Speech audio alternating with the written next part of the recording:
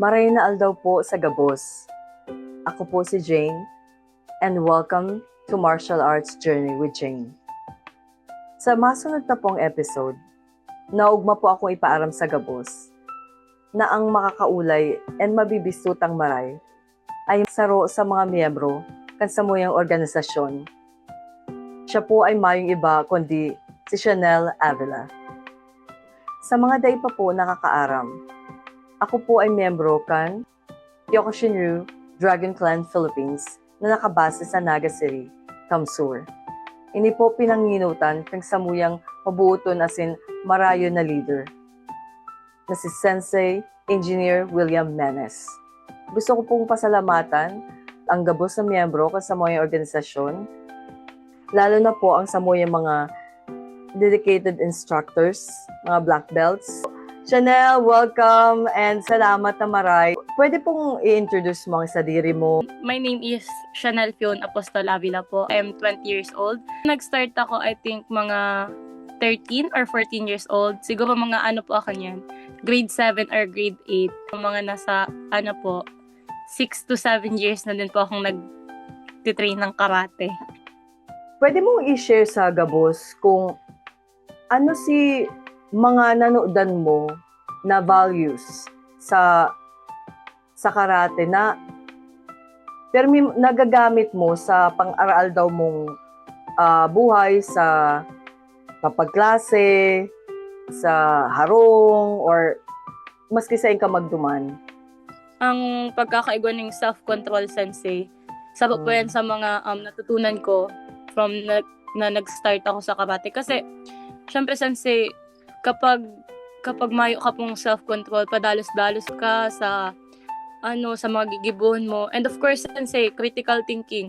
May mga times na dapat kaipuan mong mag-decide na itong dapat agad-agad makapag-decide ka na. And dahil po sa karate, sensei, nagkakaigwa ka ng parang mabilis na isip para makapag-decide sa mga bagay-bagay.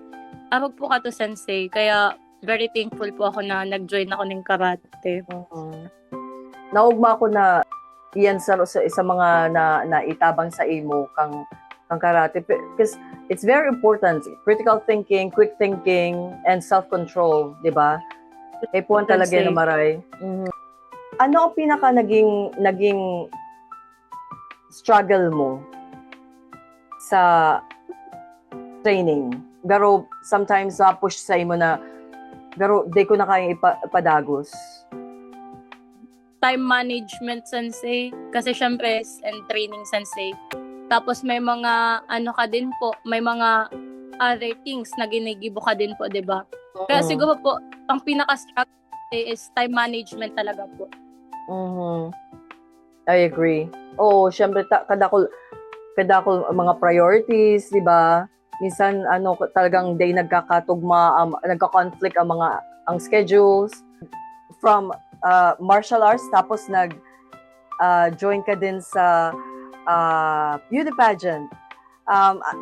Yes. Paano mo na balance ang time mo sa pag-arog ka yan? May mga times po na mahirap talaga pong i-balance sometimes. Minsan po kapag nagjo-join ako ng mga pageant, may mga times na dahil po ako nakaka-attend ng training, especially kapag mga special training po na gabi. So, minsan po nagpapahabang ako kay sensei. Tigtutugutan man po nila ako. And para po sa ako sensei, feeling ko mas na-boost po kaya kang karate ang self-confidence ko po. Kaya nakapag-join na po ako ng mga araw kayong beauty pageants. Parang mas po ninda, parang mas na-build ninda ang sarili ko, sensei. Kasi before po ako nag-start ng pag-join ng mga beauty pageant, nag-start na po ako ng karate. And that time, sensei, nahihirapan, sensei, na makipag-socialize, sumarap sa parang sobrang daming tao. Pero time flies, sensei, parang na-discover ko na hindi naman talaga nakakatakot pala makipag-socialize, sensei. Dahil sa karate, sensei, yung mga kahit mga di mo kilalang tao, sensei, mga nakakasama mo lang sa tournament, nagiging close mo na agad. Yun na po yung nag-boost sa akin na parang, ay, okay lang, lumabas sa comfort zone. So, I try new things, sensei. Nag-join ako ng beauty pageant. Kaya, very thankful po ako sa karate na na-boost niya talaga ang self-confidence ko, sensei. I'm happy to hear that. Sa nahiling kong sa mga aki na nagpupuon araw ka to sa imo, ang nagaharaloy talaga, itong may mga magurang na very supportive talaga sa Yes po. sa journey kang mga aki ninda. Araw ki mama at papa mo, kasi nabisto ko man si Yes mama po, at papa Sensei. mo, talaga very supportive sinda, tsaka very happy sa mga na-experience mo. Yes. Yeah, tell me about that. Like, paano si mama and papa magsuporta sa imo kadto na paibay harayo ng dagwat, karat, tapos pageant, tapos yung inaadalan mo niyan?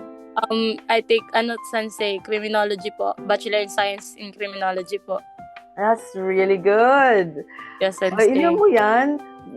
Karate, tapos beauty pageant, tapos now criminology, magiging police si ma'am. Grabe, Actually, magayon na ng journey mo. So, tell us about that, about your parents. Paano sila magsuporta sa imo? Actually, Sensei, very supportive po talaga si mama and papa.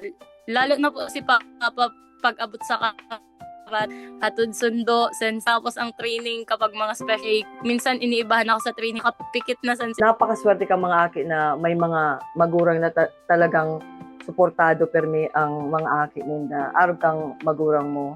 Araw sa imo. Thankful talaga. Ano si nag-push sa imo na mag-take ng criminology? Actually, Sensei, since aki po talaga, Sensei, parang nahihiling ko na po ang sarili ko na nakalaog sa men in uniform, Sensei. Then, kung paglaog ko po ng karate, Sensei, feeling ko advantage na siya, Sensei, sa course ko, especially, di ba po, physical, kailangan malakas ang physical. Then, feeling ko, Sensei, very advantage na po na meron akong knowledge about sa karate. Then, naa-apply ko din po siya sa criminology, Sensei, especially kung naglaog po akong ROTC Advanced Officer, Sensei. May mga exercise din po, may mga trainings. Then, parang nai-apply ko din po yung discipline na natutunan ko po sa loob ng karate dito po sa academy, sa school ko po, Sensei, kung paglaog kong criminology. Nice. That's good na hanggang ngunya nakakatabang ang training sa pagklase mo. Excited talaga ako maray para sa imo. Dahil ko po yung na-expect na mahaloy ako sa abag po kaning larangan. Kasi syempre, Sensei, as a little girl, Sensei, nag-start, di ba po? Parang demo nahihiling ang sadiri mo na naarog ka yan, na makikipaglaban ka sa laog kang mat, nakala mo talaga lalaki, arag ka yan, Sensei. Kaya sometimes, Sensei, naisip ko, pag minsan naisip ko, may kawat na naman. May mga arag kayang time, Sensei. And then, pero Sensei, talagang nahihiling ko talaga ang sadiri ko na, sabi ko sa sadiri ko, dapat maka-black belt ako, dapat makaabot ako sa point na ako na din ang matokdo sa mga sadiri kong student. Oh, I can't wait to see that. And I'm rooting for you. Aram ko, dayan imposible sa iyo. Yes, sa mga Sensei. ipinahiling mo na sa attitude, sa determination mo, perseverance mo, I'm pretty sure whatever you put your mind into, makukuha mo yan. Yes, Sensei. Thank you po. And I'm sure you will be a great police officer. Yes, Sensei. Ay, nako, exciting yan. Nabuhay po yan ang team natin dito sa Naga, Sensei. Especially po kung pag-abot ni Sensei William. Very thankful po talaga. As in, para mo po to, Sensei, parang nagkagawa po kami lalo ng another guide para ipurso po yung karate. We're really grateful na ang leader na si Sensei Engineer William Menes, talagang ang dedication niya man sa grupo, maski kang panahon, hanggang ngunyan, talagang yaon. Yes, Sensei. Oo. Inspiring talaga siya. Sensei William, thank you so much po. Shout out to Sensei Rick Biquilio. Dahil kay Sensei Rick, data na ipadagos na yung dragon. Takang nawara si Papa, nawara si Mats, sa tuyang founder. So, for a year or two, nag-stop kita. And then, abot si Sensei Rick, sabi niya, Jane, ipadagos ta ni. iyo si promise ko or promise niya ki Mats, ki Papa. Dahil sa iya, dahil kay Sensei Rick, talagang ngunyan thriving kita, may mga natatabangan ng mga aki. Ano masasabi mo sa mga members sa mga aki na nagpupuon pa lang, lalo sa Kyokushin? Anong message ang gusto mong ipaabot sa inyo? Huwag kayong mag-quit, Sensei. Kasi, especially, Sensei, kapag nag-i-start na kayong sumali ng mga tournament, Sensei. Kasi, feeling ko, Sensei, sometimes, dahil nagki-quit yung mga students, Sensei, hindi dahil napapagod sa training or nasasaktan sa sparring, Sensei, or sa pakikipaglaban, Sensei.